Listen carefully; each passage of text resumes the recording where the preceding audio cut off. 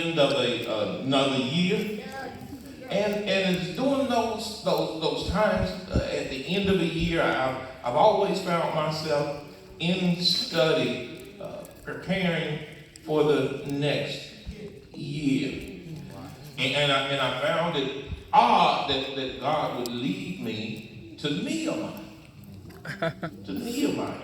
All right. And not just to Nehemiah, but the 13th chapter of Nehemiah. See, the 13th chapter of Nehemiah is actually the end of the book. And if you reflect back on the book, Nehemiah is sharing a whole lot about himself. And not only that, he's sharing a whole lot about God. Nehemiah's name reveals to us really what kind of person he was. God sent him to comfort his people. His name means comfort. And Nehemiah brought comfort to the children of Israel, not by listening to all of their sad stories or running to them when they got sick, but he did so by taking personal responsibility for their spiritual growth and development. Did you hear me say that? Mm-hmm. The Nehemiah role, his job, his mission, while some of us lean to the building of the wall, but his role was not the wall. His role was their spiritual development. And so when the people were stagnant, when they moved in the wrong direction, or when they wouldn't move at all, when they wouldn't listen to him, or when they wouldn't follow through on the promises and the commitments that they'd already made, it troubled him. All right. It really hurt him to the core. But it also caused him to address it. And he wouldn't overlook it. You understand, don't you? Come on. That when things don't go right, and when people don't do right, or they don't do what they said they were going to do, it troubles the leader. My Lord. Nehemiah left the comfort and the ease of his position as a cupbearer. He had a good job, good situation, in the middle of good circumstances. That's right. But there was something that pulled on his heart. And he went to Jerusalem to lead the children of Israel in the rebuilding of the walls of Jerusalem. Something that had been there already. He wasn't creating something that was new. This was something that was already there, that had fallen and had to be rebuilt up again. That's right. He was on an assignment from God. Remember, he had a good job. He had status, and with the status, he had favor. Everything was going well, but God needed him.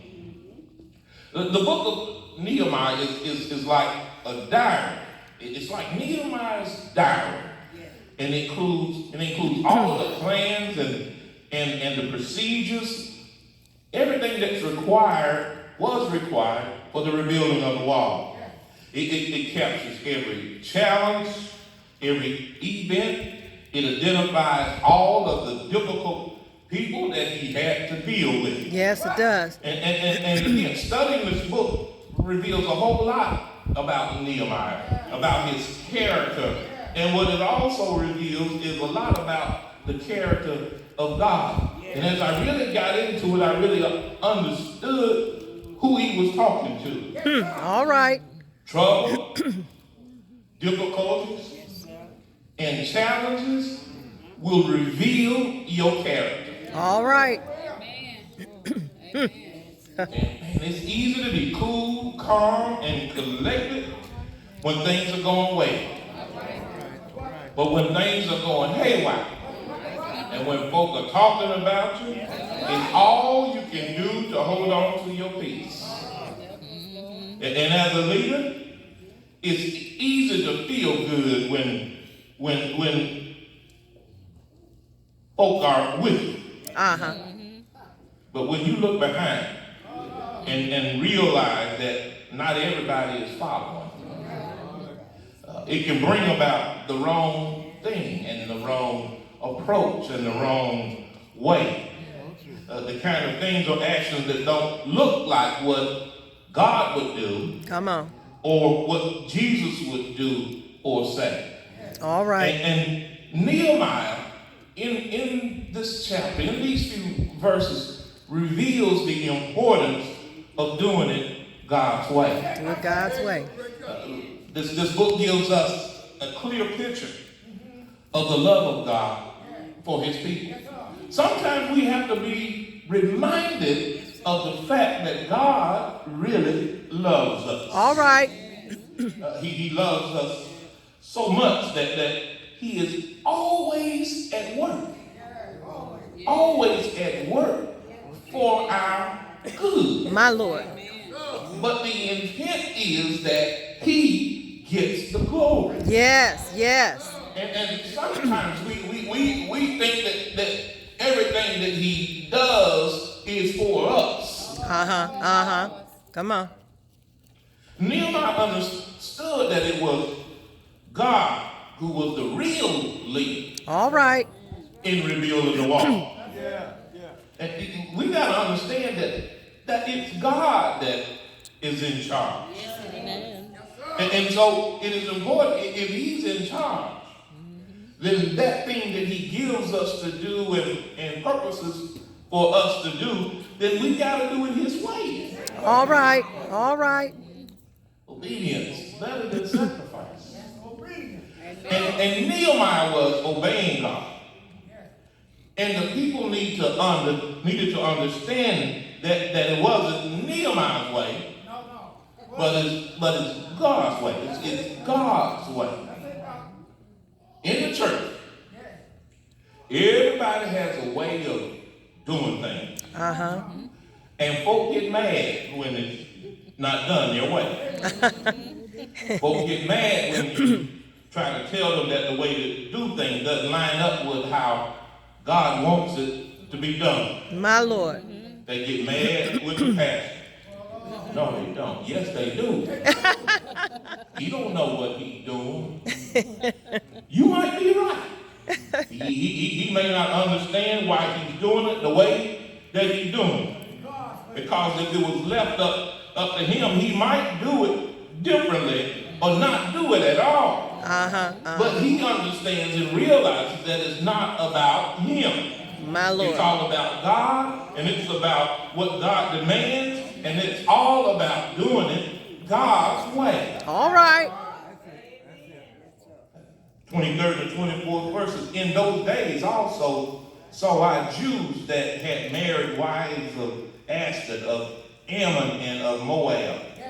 And their children had in the speech of Ashdod, and could not speak in the Jews' language, but according to the language of each people. Nehemiah is dealing with a problem that arose or came up in the 10th chapter. The children of Israel signed an agreement, made a vow, that they would not marry foreigners. Well, what's a foreigner?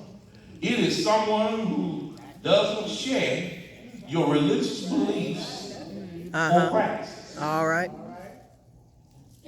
That don't mean something to somebody. We are sanctified, set apart, set aside, separate, with different beliefs. But when we find ourselves shacking up with it, in cahoots with it, taking the side of it, rubbing elbows with it, going against what we've been taught, what we know to be right. It's like marrying a foreigner. Come on. In the 5th chapter of Ephesians, Christ speaks to the roles of the husband and wife in a marriage. Marrying a foreigner. He helps us to understand what marriage really means. He compares the love between the husband and the wife, between the two, like the love that Christ has for the church. And the two of them have each other. And so because they have each other, they don't need nobody else. The two of them become one flesh. They don't hurt each other or disrespect each other. They just talking about doing it God's way. All right. All right.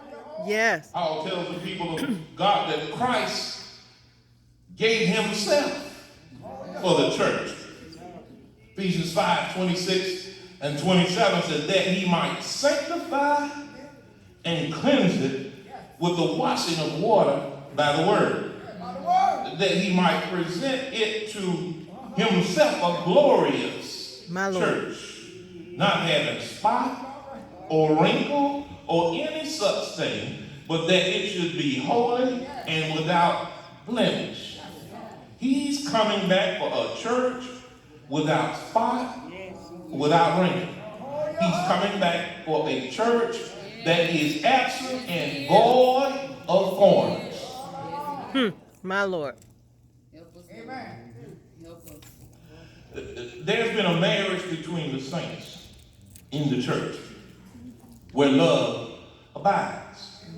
There's respect, that there should be no blemishes, and to make sure that we become this church. He didn't just give us a charge or a challenge and walk away from it, but to make sure. Ephesians 4:11-16 said he gave some apostles, some prophets, some evangelists, and some pastors and teachers for the perfecting of the saints, for the body of the ministry, for the church, for the edifying of the body of Christ, till we all come into the unity of the faith and of the knowledge of the Son of God, and unto a perfect man, unto the measure of the stature of the fullness of Christ. And listen, 14th verse, listen. That we henceforth be no more children. Come on. Tossed to and fro.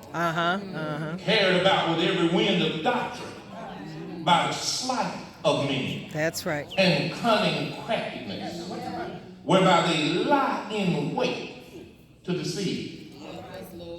Doing it God's way. Yes.